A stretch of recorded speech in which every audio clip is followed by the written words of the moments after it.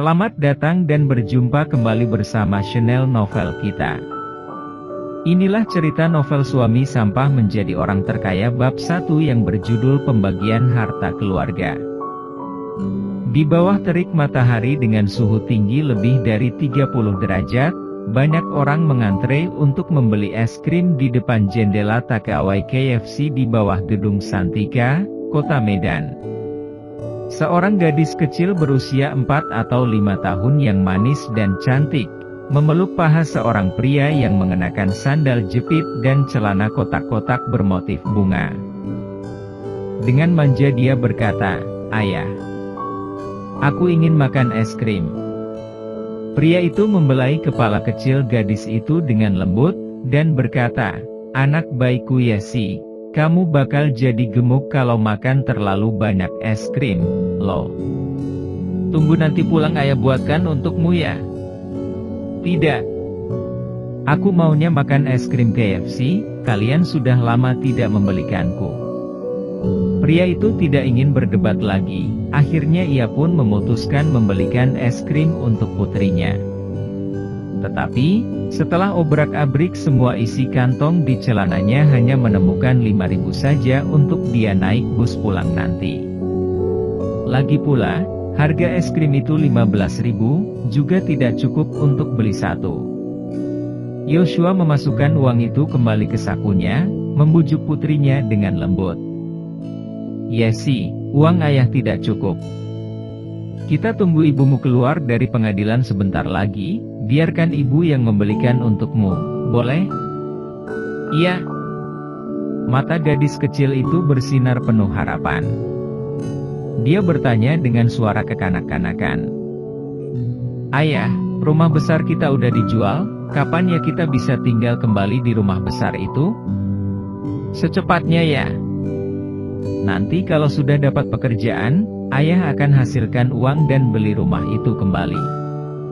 Segera setelah Yoshua menjawab, ada seorang wanita tua berusia awal 50-an dengan rambut pendek dan keriting berkata pada seorang wanita tinggi dan cantik dalam setelan pekerja kantoran di sebelahnya, "Cindy, untuk apa kamu masih bersama Yoshua? Dia hanya pria yang tidak berguna, membelikan es krim yang tidak seberapa saja dia tidak mampu. Perusahaanmu menghadapi kebangkrutan, mobil dan rumah pun dijual. Orang tidak berguna ini masih makan dan tinggal di tempatmu. Hari-hari seperti ini kapan akan berakhir?" "Bu, apa yang ibu bicarakan di depan anak kecil?" Dua Cindy sedang dalam suasana hati yang buruk, dengan ekspresi tidak senang di wajahnya.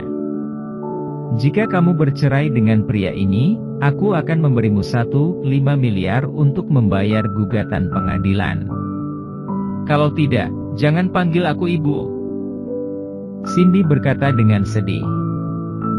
Dulu kakek yang ngatur pernikahan ini sebelum beliau meninggal, ayah dan ibu juga pernah menyetujuinya.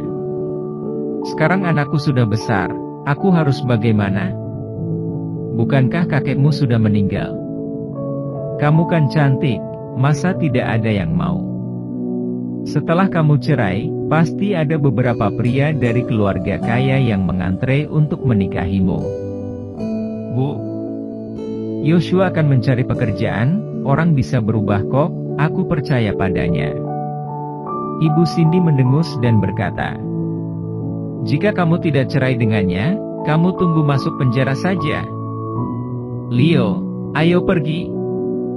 Leo Bonardi, ayahnya Cindy adalah pria yang tunduk pada istri, dia menghela napas, dan mengikuti istrinya pergi. Cindy berjongkok sedih di jalan dan menyembunyikan wajahnya sambil menangis.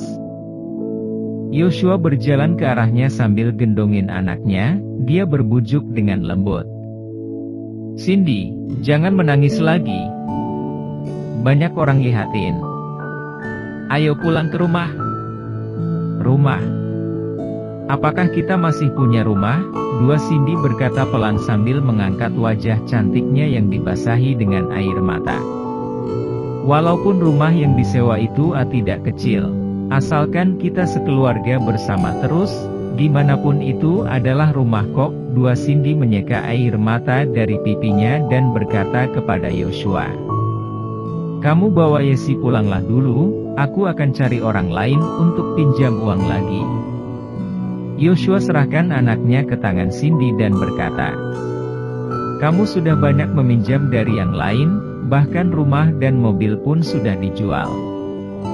Baru saja, ibumu bilang, kalau kamu tidak bisa bayar 1,5 miliar itu ke Ciputra Jaya Group, kamu berisiko masuk penjara.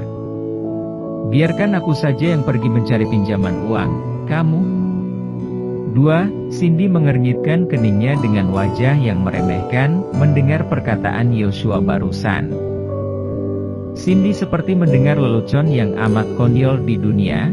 Dia berkata kepada Yoshua sambil mencibir, "Yos, kamu punya teman dari mana?" "Oh, aku hampir lupa. Kamu dengan temanmu si Tono itu lumayan baik ya, tapi kan dia hanya seorang pekerja kuli di jalanan, bagaimana dia bisa pinjamin uang? Aku pasti akan menemukan cara untuk mendapatkan pinjaman kok." Yoshua tidak menghiraukan sama sekali perkataan menyindir dari Cindy. Dia memakai sandal jepit berjalan semakin jauh, energi tubuhnya Cindy seperti terkuras habis. Dia menggendong anaknya Yesi dan menangis sedih. Demi keluarga ini, dia bekerja keras di luar seperti laki-laki, tetapi suaminya sendiri sama sekali tidak memiliki motivasi untuk bergerak. Jika bukan karena kakek Cindy yang bersikeras agar Yoshua dari keluarga miskin itu diterima di keluarga Bonardi.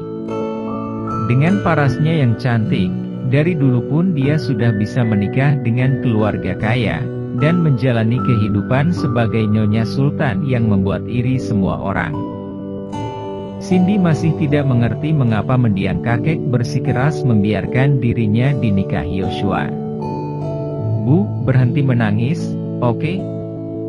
Cindy memeluk Yesi erat dalam pelukannya, dan berkata pelan, "Ibumu ini yang tidak berguna yang membuat perusahaan bangkrut dan kehilangan rumah besar kita."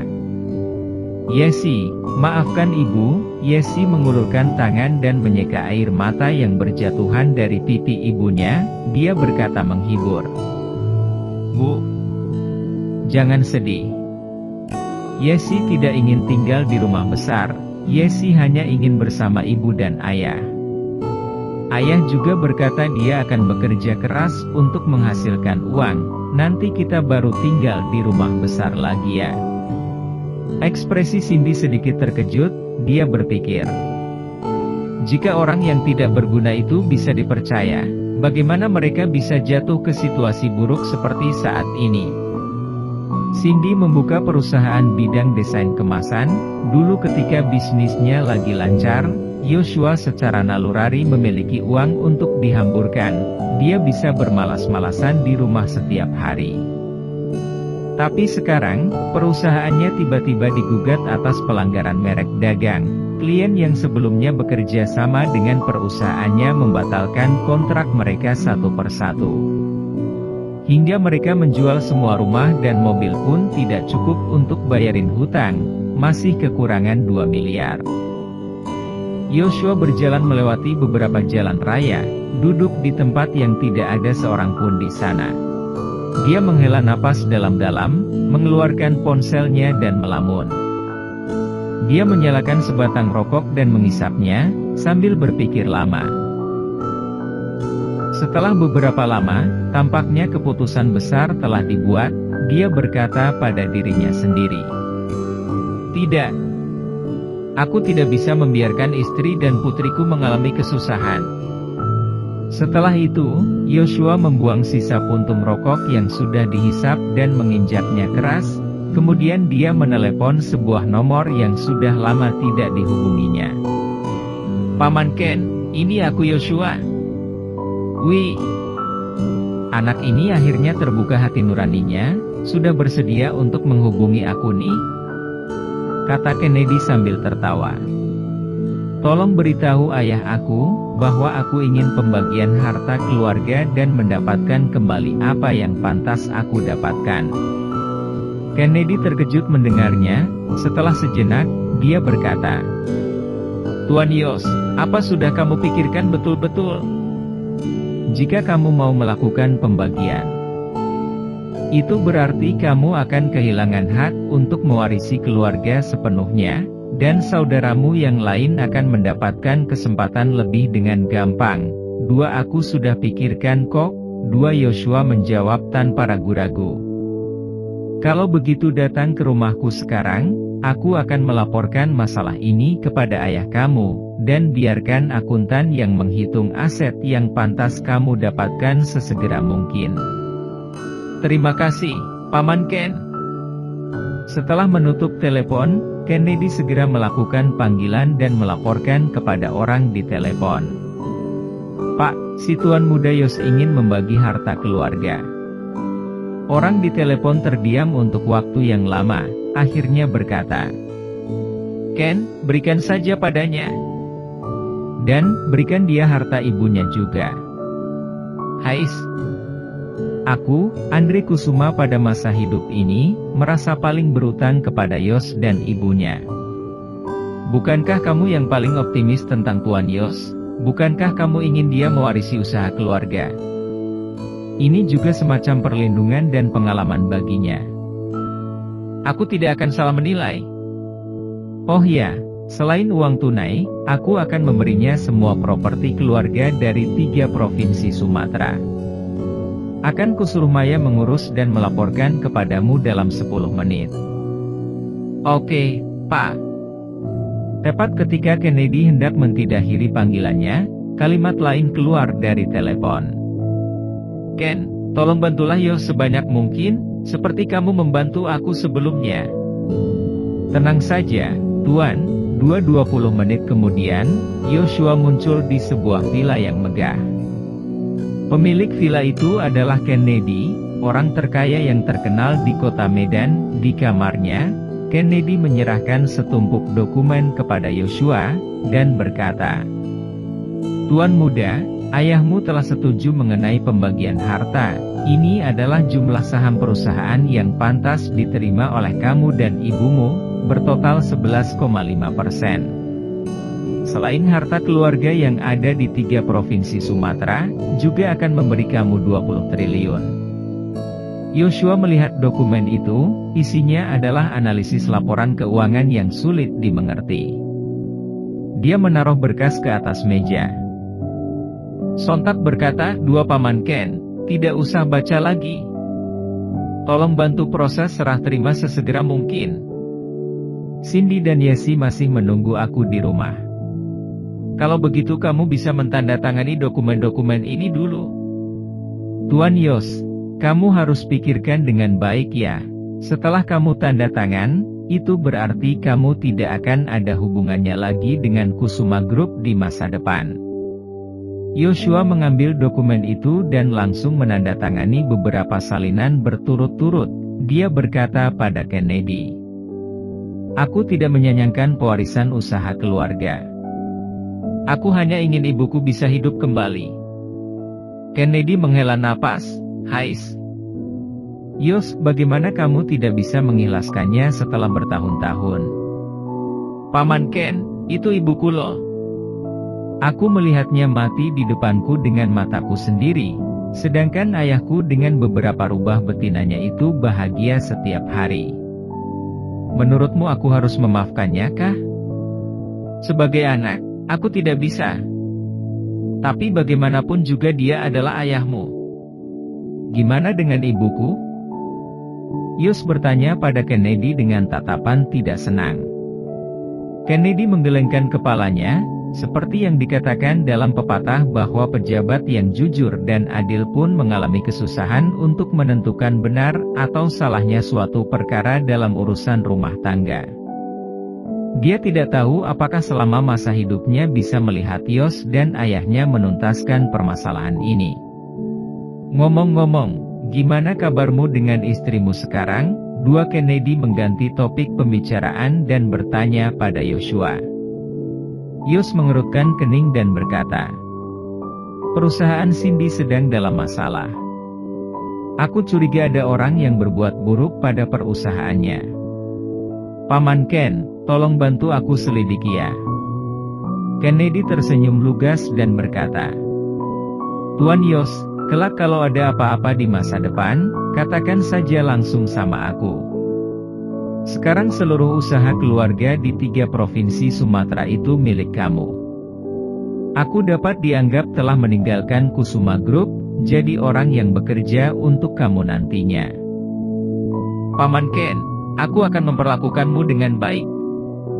Kennedy tersenyum dan berkata, "Aku tidak lagi kekurangan uang, hanya berharap bisa melihat kamu bangkit dan berjuang kembali."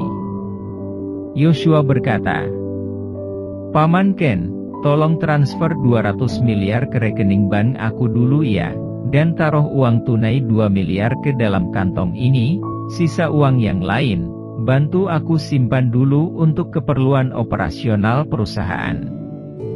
Aku tidak akan mengecewakanmu." Setelah berbicara, dia berbalik dan meninggalkan villa Kennedy. Setelah dia pergi, Kennedy menghubungi ayahnya Yos lagi. "Tuan, Yos sudah selesai menandatangani dokumennya." "Apa yang dia katakan?" Kennedy berkata, "Tuan muda masih memendam kesedihan mengenai ibunya, Hais."